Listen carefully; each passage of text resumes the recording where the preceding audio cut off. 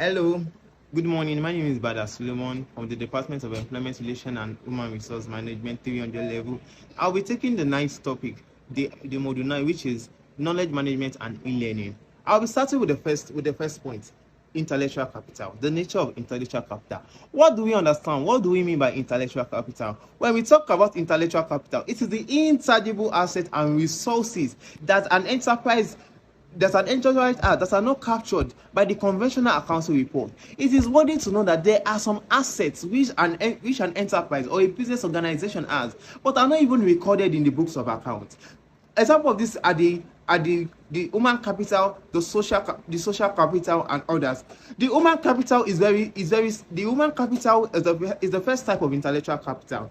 The human capital includes the competencies and knowledge possessed by the organizational employee. You should know that in every organization, the strength of the organization lies in its human capital, and these are the skills and the competencies which lies in the hands of the employee. These skills can be transferable, but they are not recorded in the books of account. That is why it is an intellectual capital. Then the other one is the social capital. When we talk about social capital, what do we mean? It is described as the number and quality of all the relationship and organizational employers maintain, not just with one another, but also with clients, with customers, with suppliers and prospective employees. So when we are talking about the social capital, it includes all the relationship, even the relationship with the government. This is a part of the social capital. The last one is the structural capital. It includes knowledge of business processes, knowledge and documentation of business processes, of procedures, of policies, of contracts. All these things, they are the knowledge that have been gotten from the day-to-day running of the business, which the organization have known already. That is why it is a part of the intellectual capital of the organization. Now it is worthy to note that intellectual capital is also one of the key components of knowledge in the organization. Thank you. So, having talked about what intellectual capital is by my colleague, I'll be moving ahead to explain what knowledge management is. Knowledge management refers to a set of strategies and practices organizations use to become more systematic about managing intellectual capital. What we mean by intellectual capital is the knowledge of an employee. So, it is knowledge management simply is the set of strategies and practices on how uh, an organization manage the knowledge of an employee in attaining certain goals. Now, I'll be moving on to steps to knowledge management. The first step to knowledge management is identification of precise goal of a project. But before a goal can be identified, the first thing we need to do is to study the need of the organization. So after studying the need of the organization, then we move to the identification of the goal of a project. The next step is for us to locate the sources. Now, locating sources simply is the locating individuals with the intellectual capital in the organization. That means locating individual with knowledge in the organization. That is simply what locating sources is talking about. As I said, individual need to locate sources of relevant knowledge. Yes. Although projects focus on explicit knowledge and structural capital may already be in electronic form, but it may be scattered. And for the tacit knowledge, the employee may not even know the processes. So the purpose of sourcing for knowledge is just to like know individuals with certain knowledge that way as well help in improving the growth of the organization. There are ways knowledge can be sourced for. The first way is applying technology to source for knowledge through expert location. So the first way is to use expert location to source for knowledge. So this simply means finding experts on a particular subject by allowing individuals to enter details about what they know and what they can do by allowing others to search for all people having desired skills, experience, and knowledge. So this can be gotten through the email, project summary, databases of employees in the organization. So through this technology, knowledge are being sourced for. Another way of knowledge sources is the social network analysis. The social network analysis measures the strength of relationship between individual and group represented as nodes in the network. I will explain this using a long description. Let's say, for instance, we have a group of people working in an organization, and this group of people have their own titles. Solomon, for instance, let's say Solomon is the CEO, Escobar is the vice president for finance, Unusual Faith is the account clerk, Debussy is also an account clerk, Alicia is a budget analyst, Remy is a vice president for sales, Demi is a sales manager for the West. Taufik is a sales manager for the East. Buki is a sales manager for the South. Ibrahim is a sales manager for the North. And Wumi is an assistant CEO. First, I'll be using the connection between Solomon and Wumi to explain. Solomon is a CEO and Wumi is an assistant CEO. So these two people, these two have they have the same color, like they have a connection between them. So Solomon is also mapped out in the same with Wumi, which is the assistant CEO. Also, there is a node marked between Demi, which is the sales manager for the West. Demi, as a sales manager to the West, is also connected to the node marked Taufik, sales manager for the East. Taufik, sales manager for the East, is also connected to Buki, sales manager for the South. And Buki is connected to Ibrahim, the sales manager for the North. And also, all these people are connected to Remy, that's the sales manager, that's the vice president of the sales. So now this knowledge can be sourced through notes, because there's a connection between these leaders, there's a connection between these individuals. So through this, knowledge can be sourced for. So that is what social network analysis is talking about. So the next step after we locate sources is to capture knowledge. This can be done in two ways. The first thing is to build knowledge bases and also strategies for tacit knowledge. I will explain this better. So before people can take advantage of intellectual capital, it must be captured. How do we capture it? An organization can build a knowledge base to gather its structural knowledge, assets, and organize them electronically, and also make them productive for the company. How do we go about it? The hard times to capture tacit knowledge benefits from less structured approach, encourages people to share their knowledge in their own words or through their own actions. Now, example of this is that imagine there is a workshop.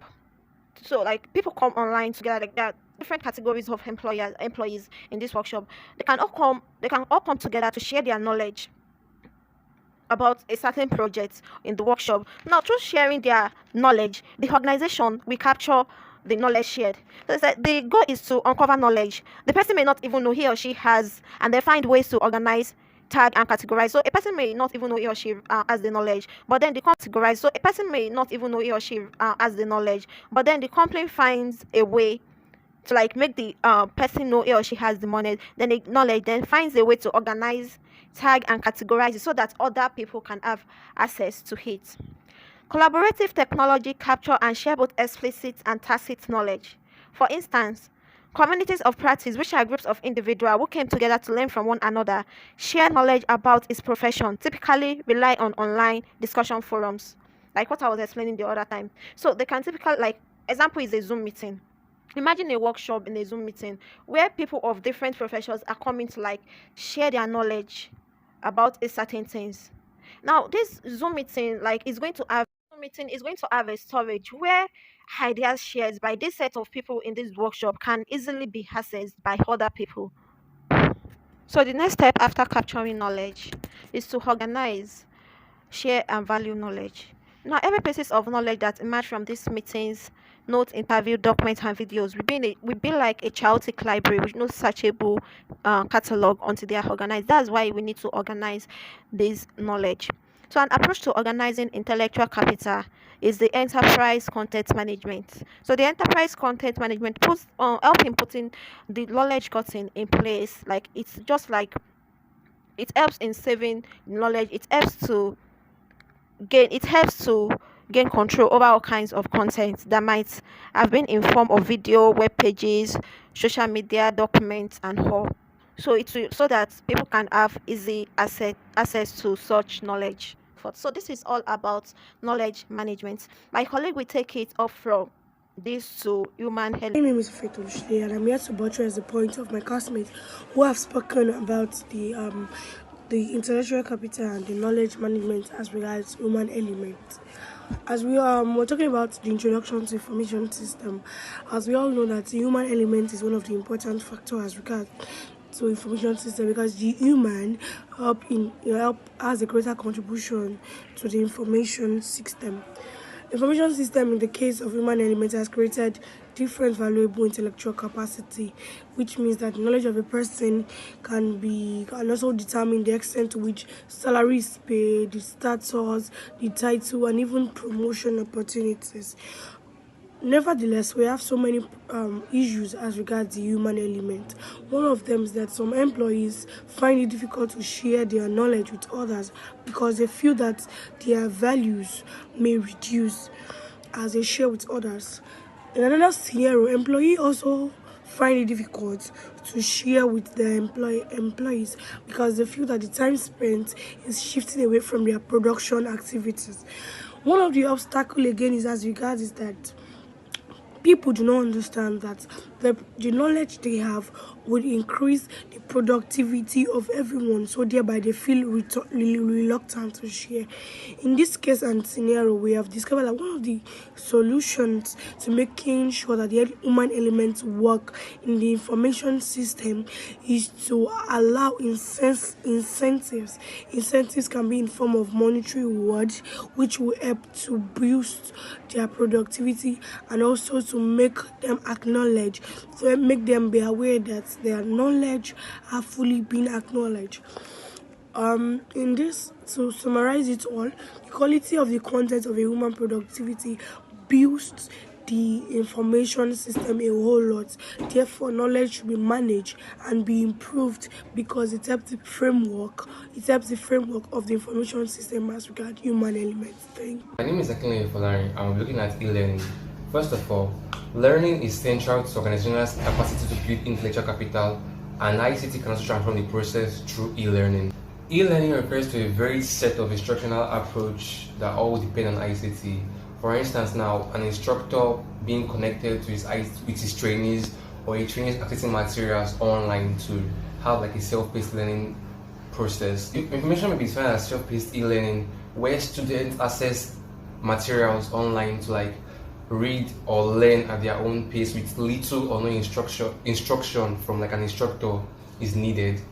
Like for instance, now during this COVID era where we all had to access materials from the LMS sites like Unilab, and everyone was studying at their own pace, or like that's why there's little or no instructor involved now, because most times we have Zoom meetings where we ask our lecturers questions and they will answer us based on what problem we have concerning the material we accessed on the LMS site. Now we have instructor-led e-learning. As the name suggests, instructor-led e-learning, it means there's always an instructor involved in this particular type of e-learning.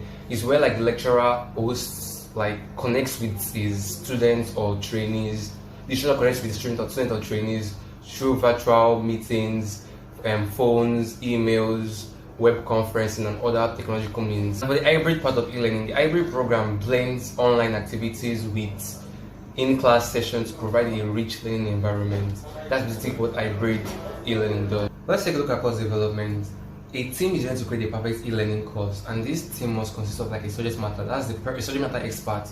That's the person who knows what is needed to be in the course and like it possesses the content expertise. We also need an instructional designer that will help clarify the goals of the course, develop an effective e-learning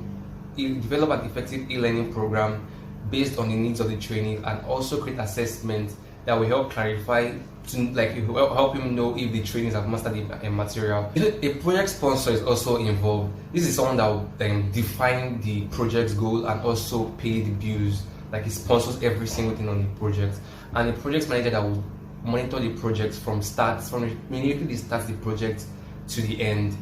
So now let's look at content authoring too. A learning object can be as simple as a text document converted to a web page with hyperlinks, or as complicated as a custom-built multiplayer interactive game. And a common theme in e-learning is that content is king. This means that the substance should always drive the technology, and not the technology driving the substance. Let's take a look at simulation. Simulation engages students in scenarios in which learners make choices that lead to different consequences. Simulation also gives students the opportunity to develop skill in a risk-free environment.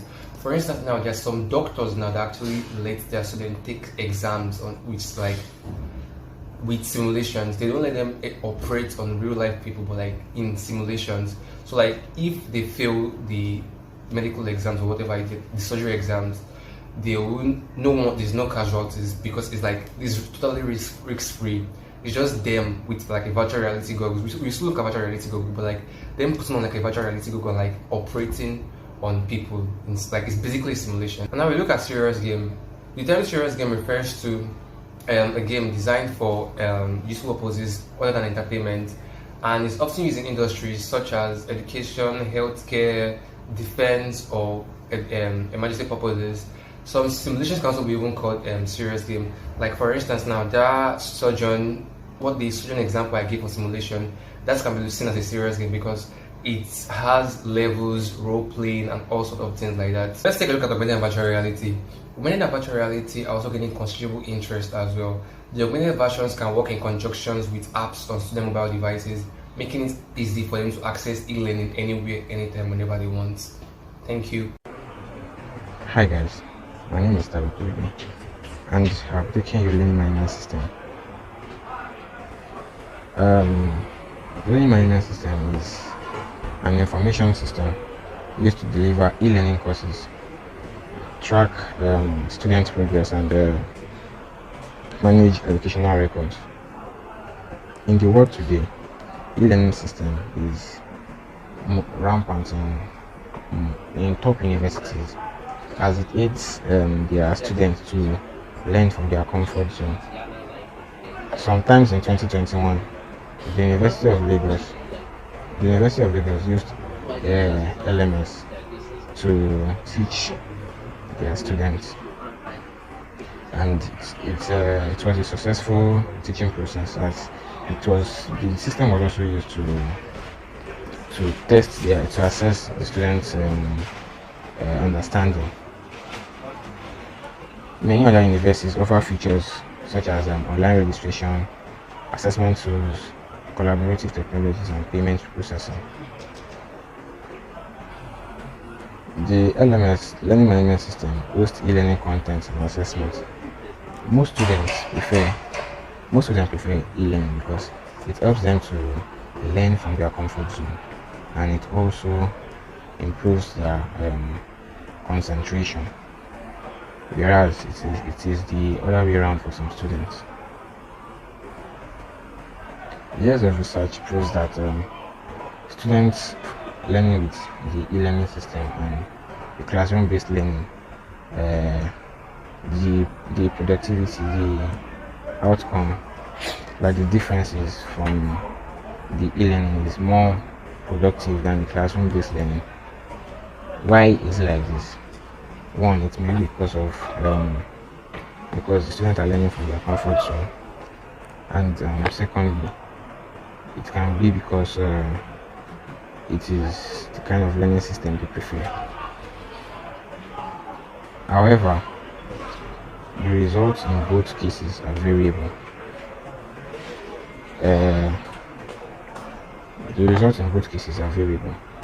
Some students prefer e-learning.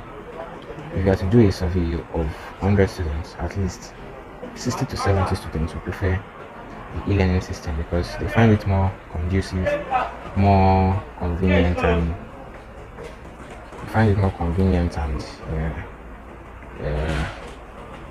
it makes them understand it more. Conventional classrooms are dramatically as well, like the e-learning. Like for example, now if you don't really like the lecturer's behavior in class, and that same lecturer calls for e-learning, the learning process will be more efficient in the sense that the lecturer won't see you facially, and you won't be able to pour out some angers or vent out some bad words on you. So using LMS, you can curb some bad remarks from the lecturers and also some bad remarks from the student as well. And one of the disadvantages of e-learning is that when some students are in their some disadvantages of e-learning system is that when some students are in their comfort zone, they tend to be too relaxed, and that way they won't learn something tangible from the class. And also some of the disadvantages is that students tend to just attend the class for attendance sake and don't ask questions, which cannot or will not be seen in physical classes. And another thing is the internet service. The internet service can be a thing of discouragement, or a thing of discouragement from the students who learn with the e-learning system. So information system has really helped education system by the bringing in of learning management system or the e-learning system. Learning is essential either in class or online, and learning is a day-to-day activity. But e-learning system gives more avenue to learn even on the go. So learning does not necessarily have to be classroom based. Locations is not a barrier on e-learning. The disadvantages, I spoke about the disadvantages earlier. So those are just the things that can hinder e-learning in the learning system.